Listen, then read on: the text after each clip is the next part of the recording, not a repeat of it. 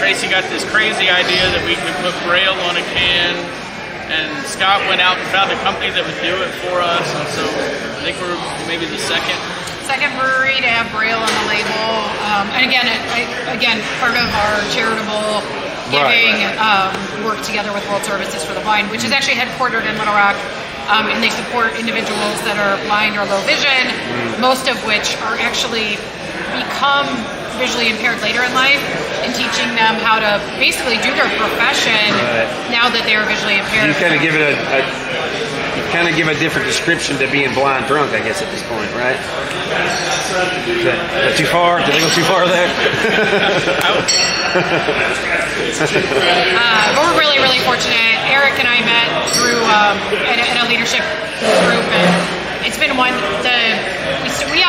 We're uniquely kitted. So we have a pilot system, which is 1 barrel, and then we have a production system, which is 15 barrels. Yeah, I read that. So and so try it with the pilot. Lead the Way is actually born out of a pilot system that Seth was one of the first beers he authored himself, and then we evolved that into Lead the Way.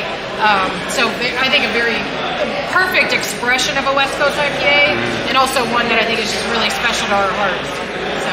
Well, I think it's really awesome. What I've read about you and what you also said is that you wanted to be near the other kind of breweries, right? I think that's awesome.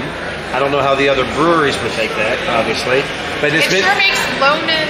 What have we loaned? Like, we get weird requests every once in a while, like growler caps, growler lids, grains. Well, I've found like you get to know. I mean, I've met a couple of jerks, obviously, but for the most part, in Kentucky and in Texas, I don't know this scene here, but they're competitive in a way. Like they want to have the best beer, but they're not trying to put anybody out of business. No. Like if if Akasha or whoever calls this one and needs a little help, like it's just done. They get whatever help they need. I mean, did you have any issues with trying to move in? But somebody was like, no, we don't need the competition.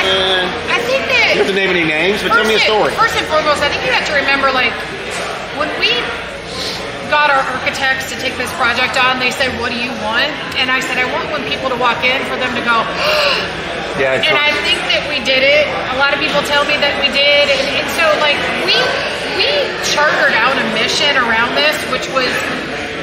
A lot of times we grappled with, are we a restaurant, are we a brewery? Like I sometimes joke like the brew pub we are an event center that happens to have an incredible kitchen, and I think a some music of the best venue, beer, whatever, sports bar. I mean, there's a lot of things going on. And so we are not a micro brewery that is a little tap room. is just operating, and they can have a maximum of 20 people in it at a time.